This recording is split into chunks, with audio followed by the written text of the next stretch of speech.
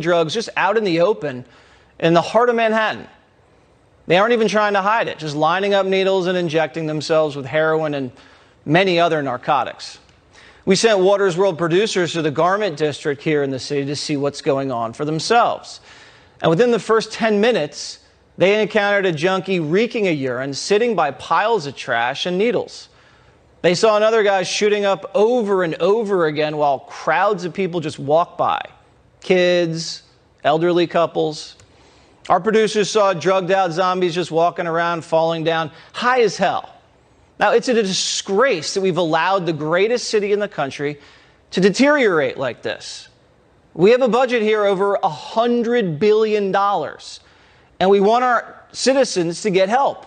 We want them to get clean and off the streets. So where's the money going? Politicians just steal it and buy votes with it and then just let the citizens rot. And this isn't just New York City. It's happening in blue cities all across the country. Open-air drug markets in Chicago, LA, Denver, Philly, Seattle, San Francisco. It's everywhere. And politicians are always saying they want to help, but they never do. It's unsafe. And we've had enough. Joining me now for reaction, former heroin addicts Croy Paquette and HonestyLiller. All right, Honesty, let me start with you. How did you become addicted to heroin in the first place? Sure. So I started using drugs when I was 12 years old, and from there it progressed to heroin when I was 17.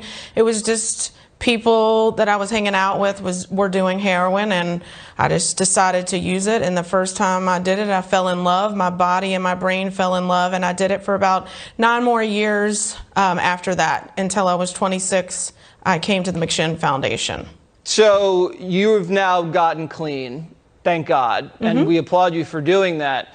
Was there any help from the government for you when you were doing that 9-year stretch when you were hooked? Were people coming up to you on the streets? Was there any outrage? Because this is such a rich country.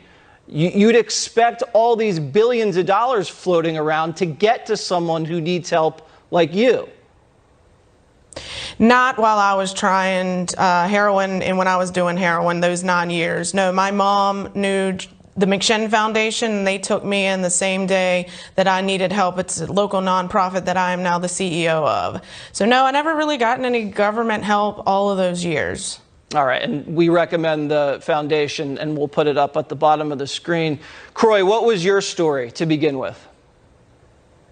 Actually, you know, it started out at a young age with alcohol, and eventually I had found myself using using prescription painkillers, and inevitably where it leads for somebody like me is at the top of the food chain with heroin. And, I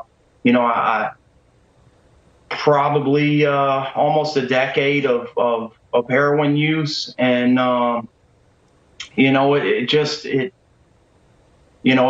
leads a person like me to be feeling hopeless. And that's, that was the bottom, where I reached out for help.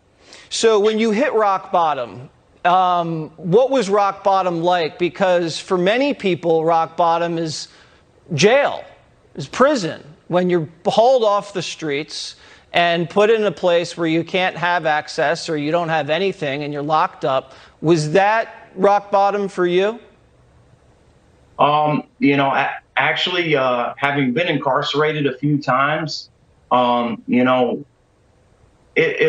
want to use, I'm going to use. I've used inside facilities.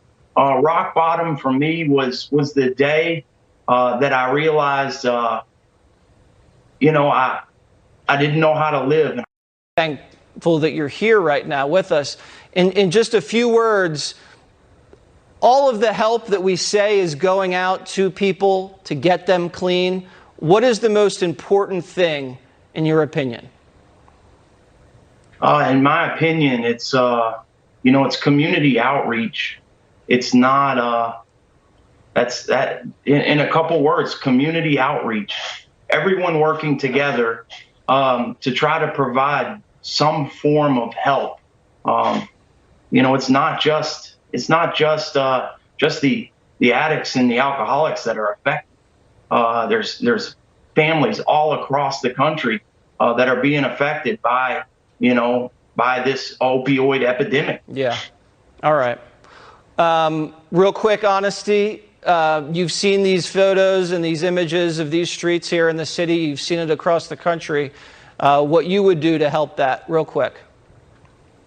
100% develop a recovery community center in that area with authentic peers, those of us that are in recovery with lived experience of addiction and recovery homes, recovery housing, spend those billions of dollars on one of those big buildings down there, get them off the streets, put them in same-day housing with peers just like us that are trying to do the same thing on a day-to-day basis and live in recovery. All right. Thank you guys very much. I couldn't agree more. Thank you. Get them off the streets, put them in housing. Feed them, clothe them, get them clean. That's what we need to do, and we can afford it. Thank you guys very much. Thank you. Did Free Britney backfire? Florida